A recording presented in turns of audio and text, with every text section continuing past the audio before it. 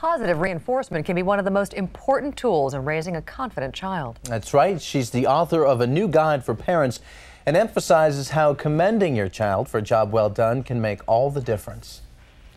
The title of the new book, Why Can't You Catch Me Being Good, may say it all. It offers advice to parents who want to raise self-confident, well-behaved children in a positive way. And joining us this morning is the author, Dr. Edythe Denkin. She specializes in counseling children as well as marriage counseling. Good morning, Doctor. Thanks so much for coming in. Good morning, Rob. Great title, I must say. I mean, what kid hasn't felt like that at one time or another? Exactly. Right? Exactly. What prompted you to write this book? Well, exactly what you said. I think growing up as a child, I never felt like I did anything right. I noticed all the criticism around me.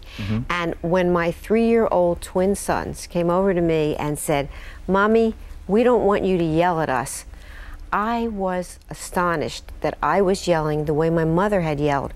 I love my mom. I wanted to be like her, but I never wanted to yell like she did. Kind of a wake-up call there. It really was. Yeah. So it brought me to writing the book and the principles in the book. So the idea is not to just be a disciplinarian, but to also notice the positive. Absolutely. You know, kids go through their whole life, people telling them what they did wrong. And yet they do wonderful things, and we need to focus on that. Let's look at some of the suggestions in the book. Yes. First of all, notice your own reaction, and I guess that's what you were just kind of talking about. Right, there. and when I noticed it first, and then I became aware of why am I reacting the way I am, then I was able to explain it to my children. Then they understood why Mommy yelled. And then they said, "Mom, just tell us, don't yell, we'll listen." And I said, "But what happens if you don't listen? Then what am I to do?" And inside, I didn't know what to do if they don't listen. And that's when we came up with our principles. Right, and that sort of leads into the next one, which is sharing your feelings, right? Yes, exactly. Open communication. Right, and what do you feel like when Mommy yells at you? And why, if you just listen, then I won't have to yell. Do I need to tell you in advance, you know, I really want you to hear this? They said, "Yeah, Mommy, just tell us." And kids are good. They want to listen to us. Sure. Now, when you write perfection is not the answer, what do you mean by that? Well, that's exactly what I mean. I think that's what gets most of us in trouble. We want to be a perfect mother.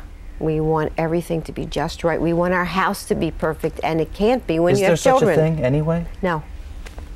There is no such thing. Mistakes are your teachers. We can all learn from what we do wrong, I suppose. Exactly. That's a major principle. If we can, when your child spills milk, say, "That's okay. I'll help you clean it up, and I'll show you how you can be more careful." Right. Then the child feels wonderful. I mean, what kind of major mistakes can little 3-year-olds make? And that's when they're yelled at. Not putting their toys away. One of the final suggestions is a rule is a rule. That's right. We can make a rule. Once we explain our feelings, notice our reactions, then we make a rule. Look, if you don't put your toys away, then we're going to have to wait another 10 minutes before we can go outside to play. Whatever the rule is. Not too many, but the deal is a rule is a rule is a rule.